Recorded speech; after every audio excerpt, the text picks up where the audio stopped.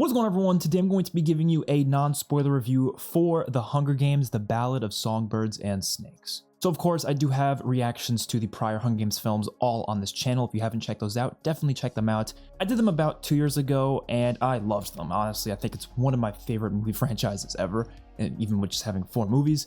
But I think all of them were really solid, especially Catching Fire. And so I wanted to see this one in the theaters. I thought it would be a great experience, and I saw it in Dolby. It was really big screen, it looked amazing. And I'm just gonna give my full thoughts here. Again, non-spoiler. So as we always do, I'm gonna start with the positives, then we'll get into the negatives, and then we'll give it a rating out of 10. So let's get into this. First of all, the movie does a great job of actually having an importance to the original films. A lot of times with prequels, you kind of sit there going like, okay, what's really the point of this? And that's not to say you have to have it connect heavily. You can do a prequel that doesn't heavily connect to the original films and it can still work. But I think it's just a lot better when you actually do make it connect to those movies and have a big importance. And I think this movie specifically does so much, especially for the character of President Snow. Of course, he is the main character in this movie. Coriolanus Snow is his full name. He's fantastic in this. I think he just became one of the best characters in this franchise. And President Snow was a good villain in the movies, of course. He was solid, but he was never like the character that I necessarily like always understood that much about in terms of where he came from, why he was in this position in the first place. They explored it a little bit, but this movie goes so much more in depth in his backstory. It doesn't focus on literally everything and how he came into that position, but it does focus on where some of his ideals kind of came from, and it all stems from back when he was a lot younger and he was a mentor for one of the tributes in the 10th annual Hunger Games. And that's another thing too, it was really cool to see like where the Hunger Games were all the way back. You know, it was only the 10th one, so this was one of the first Hunger Games they ever did, and you can see how different it was. Obviously, it's a lot smaller in scale. There's not nearly as many like additional features added to it just yet. Obviously, in the later games with the movies that we've seen before, there's like all these crazy things like the weather storms and Catching Fire. And then of course you had like, you know, different animals that they would throw in that they created themselves to attack the tributes. But in this one, it's a lot more bare bones. A lot of the things that they actually have in place don't even work properly. And you actually get to see in real time certain things changing for the Hunger Games, like certain ideas changing and the way they handle it. And I thought that whole side of it was so interesting. And the movie focuses a lot more on that as well. Of course, the other movies, again, more focused on the tributes. This one is way more focused on the mentors. You do have tributes here that you do focus on. Of course, Rachel Zegler's character, whose name is Lucy Gray, she is one of the tributes.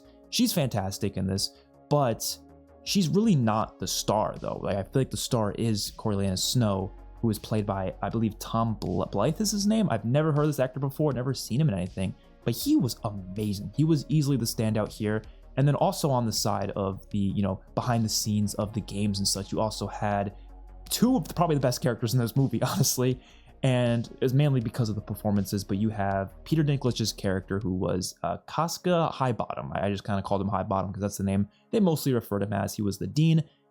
Phenomenal. I mean, obviously I love this actor from Game of Thrones, and so seeing him here, he was just as amazing, and some of the dialogue and scenes they had with him was just amazing. And then you have Dr. Gall, who was played by Viola Davis, and she's definitely, I think, one of my favorite actresses. But this movie, it was insane, like what she was doing with the role, and there was a lot of scenes with her that were really intense. She's a scary character here, I'll be honest. Like some of the scenes, man, it's really cool. But I love the universe and how flashy this universe is and how interesting some of, like, for example, even just the costume design for certain characters is just really unique, really interesting. And the set pieces are great here, really grand scale things. It's just, you can tell they put a lot of work in this movie, a lot of care into it. And of course, it is the same director as most of the other prior films, of course, Francis Lawrence, and he is great at what he does here. Obviously, he's putting some amazing scenes on display, some really well-directed sequences. And the music, of course, is also composed by James Newton Howard, who again returned from the original Hunger Games film. So they kept it very much in line with the other movies. So if you loved the other Hunger Games movies, you're gonna love this one. That's all I'm saying. Like, it has the same feel, the same tone, the same sort of, you know, writing style. It's very much in the same reign of those other movies. So like I said, if you like those ones, you're gonna love this one. There's also a bunch of other side characters that are really great. For example, there's one character named Sejanus Plinth. He is amazing. I think he is so well written as a character, and they have a really interesting exploration of the differences between the districts and the capital here. Because they focus so much more on the people in the capital, you actually get to see the differences between them a lot more than you ever could in the other movies.